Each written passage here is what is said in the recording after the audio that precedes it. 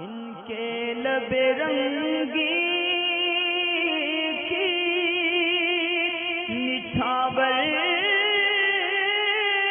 थी कि जिसने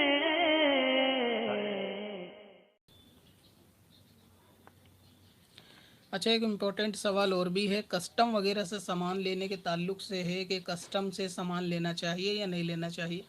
शायद इनके पूछने का मतलब ये है कि जैसे एयरपोर्ट के ऊपर चेकिंग के दौरान जो है स्टाफ कुछ सामान रख लेता है, या फिर कुछ लोग सामान भूल जाते हैं, या फिर कुछ लोगों को इतना सामान ले जाने की इजाज़त नहीं होती तो उनसे वो सामान रख लिया जाता है। इसमें जो है वो अलग अलग सूरतें होती हैं। कभी बंदे की मजबूरी में छूटता है तो कभी बंदे को मजबूरी में छोड़ना पड़ जाता है, तो कभी उससे ज़ोर ज़बरदस्ती जो है वो सामान ले लिया जाता है। क्योंकि ऐसी धांधलेबाजी हर जगह जो है वो चलती है। सब लोग इसमें शामिल नहीं होते, लेकिन बहुत सारे लोग इसमें शामिल होते भी हैं।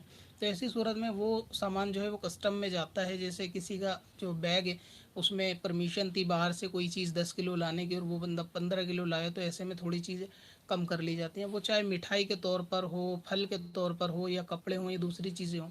या फिर कोई शख्स अपना कस्टम पे जो है वो एयरपोर्ट पे सामान चेकिंग के दौरान भूल गया, उसका कोई बैग रह गया और उसके अंदर कपड़े रह जाते हैं, या इस किस्म से कोई सा भी सामान के जो बंदे से बतौर मजबूरी उनका लेके रख लिया जाए, उनको ना दिया जाए, या बंदा भूल जाए, तो बाद में ये एयरपोर्ट वाले जो कस्टम वाले हैं सुनने में आया कि फिर ये उसको जो है वो बेच दिया करते हैं।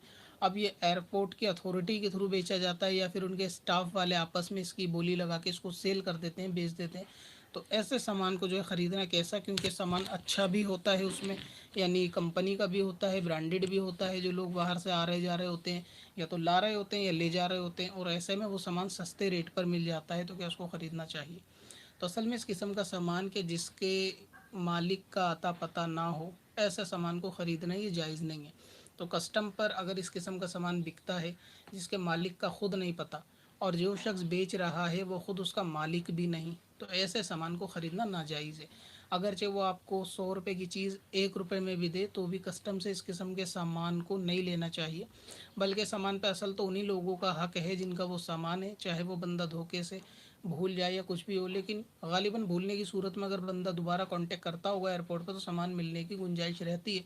लेकिन जो सामान एक्स्ट्रा रख लिया जाता है निकाल के, या फिर चेकिंग के दौरान चोरी करके निकाल लिया जाता है, ऐसा भी होता है बिल्कुल, कि सामान में से चोरी करके सामान को गायब कर लिया जाता है। तो ऐसी सूरत में वो सामान अगर बेचा जाता है तो उसका बेचना भी नाजायज़ है और उसका ख़रीदना भी बंदों को नाजायज़ है।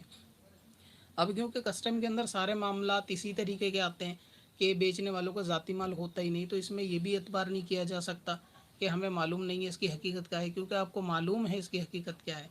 और कस्टम पे जो मामला चलता है वो क्या चलता है, वो यही चलता है। तो इसीलिए वहाँ के जो है वो सामान कस्टम के ख़रीदने से बचना चाहिए।